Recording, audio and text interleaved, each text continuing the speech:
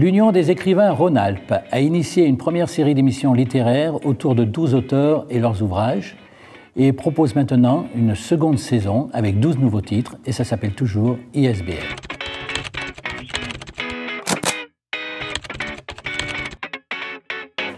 Taureau, une journée aussi surprenante qu'intéressante. De nombreuses rencontres possibles, sachez en profiter.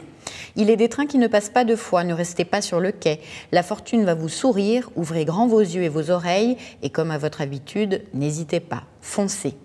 Bernard Jadot, bonjour. Tu es ici pour C3 Gare Saint-Paul, un polar qui vient de paraître aux éditions Alter Éditions. Alors, j'ai commencé par ce petit horoscope parce que c'est l'horoscope de l'héroïne, Camille, qui sort de chez elle, qui a la gueule de bois, qui va prendre le C3, qui est en grève. Et donc, c'est une petite trentenaire dynamique et elle arrive vers Hôtel de Ville. Et effectivement, l'horoscope a raison, sa vie va être changée. Qu'est-ce qui se passe à Hôtel de Ville ? D'abord, c'est une petite trentenaire, c'est très important. Elle a 30 ans dans un mois et vraiment son obsession à cette jeune femme, c'est il faut absolument qu'elle soit enceinte avant d'avoir 30 ans. Elle veut, elle y tient, c'est question de vie ou de mort pour elle. Le problème, c'est qu'elle n'a pas de compagnon, donc c'est galère. Et le problème aussi, c'est que aujourd'hui, demain et après-demain sont les 3 jours les plus favorables pour elle. Et en descendant du C3 un jour de grève, elle se trouve prise en otage par une bande de 3 malfrats qui sortent de la banque. Donc, prise en otage, c'est pas là qu'elle va pouvoir faire aboutir ses projets. Galère.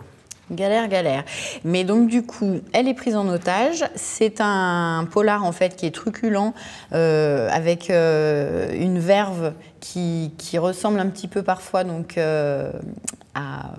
Ça y est. Je sais, à Frédéric Dard. Frédéric Dard, oui, oui, c'est un peu du San Antonio, voilà. Donc il y a un peu de gouaille, un style qui est très alerte, c'est ton côté journaliste, je pense, qui ressort. La question que je voulais te demander, donc c'est un polar qui pourrait être dramatique, il y a toujours un côté très plaisant, très drôle, souvent. C'est une marque de fabrique chez toi ? Oui, l'optimisme est une marque de fabrique, c'est sûr. Oui, oui. Et une autre question, tu as écrit 8 romans, et tout d'un coup un polar ?